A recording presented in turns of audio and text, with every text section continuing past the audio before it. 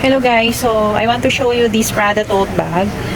For me, this is still in rank A condition. Maganda po yung canvas niya in jacquard print. So ayan siya, meron siyang Prada nakalagay dyan, black din, and nakalagay Prada Milano. Prada Milano DAL 1913. Still gold hardwares pa rin. Though may minimal sign of use sa hardware kasi pre-love siya. Ha? Meron siyang bag tag, adjustable strap. Ayan. Same dito, gold pa rin yan. Okay yung kanyang strap. Wala namang sign na mapuputol or cracks yung kanyang hardware. Ito is okay pa rin. Yung kanyang hardware dito. Ang masasabi ko lang siguro, dito kasi sa pinaka-cooler, this part is medyo, medyo ano siya, natanggalan or nag-fade yung gold hardware. Pero for me, the bag still in perfect condition. Ayan, maganda yung gold niya dito.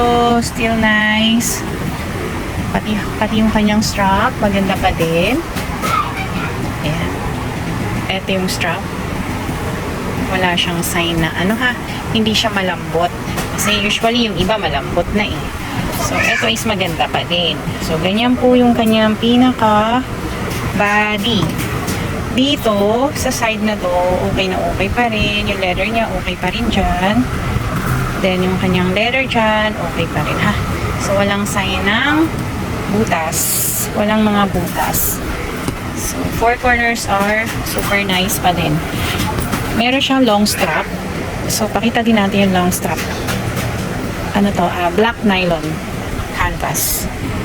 Yung strap nito, maganda yung condition ng strap. Super nice and gold pa rin yung mga hardware niya. Ayan. Ganda ng hardwares. Maganda pa yung hardware niya. Adjustable strap, then matigas pa rin yung strap nito. Walang sign ng crackings. Overall, ang strap is, for me, 9 out of 10. Kung irarank natin.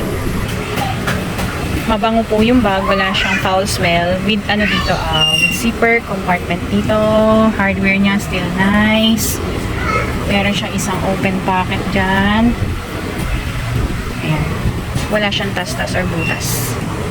Dito yung kanyang black and white tag, made in Italy at number 14. So, nasa loob po siya ng zip pocket niya. Ito yung kanyang Prada leather tag sa loob. It says Prada Milano.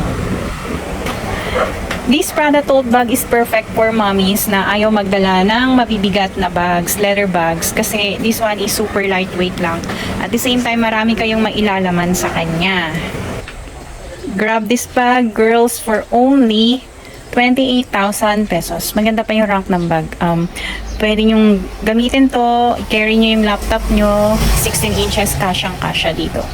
So, grab nyo na. Hanggang nandito pa siya. Ganda to guys. Nylon siya ha. Black nylon. Okay, this is a pretty bag. Pretty nylon bag of Prada. So, ito yung kanyang inclusion. Meron siyang babasahin. Wala lang siyang dust bag. So, meron siyang authenticity card. Nakalagay dyan, nylon jacquard. Ayan. So, same siya dito. Same sila nang nakalagay. And this one is the care booklet siguro. And envelope. So, ito yung kanyang pinaka-inclusion sa ating Prada nylon jacquard. Jacquard Nero bag. Prada Nero. Hello guys! So, this one is my Prada tote bag in jacquard print. Jacquard print patawag dyan. So, ayan siya. Lagay dyan, Prada Milano DAL 1913 in nylon canvas. Maganda yung nylon nito guys. Maayos pa ang nylon. Maganda rin yung kanyang leather trims. Yung leather strap is okay na okay pa. Ang likod niya. Ganda nito. In color black.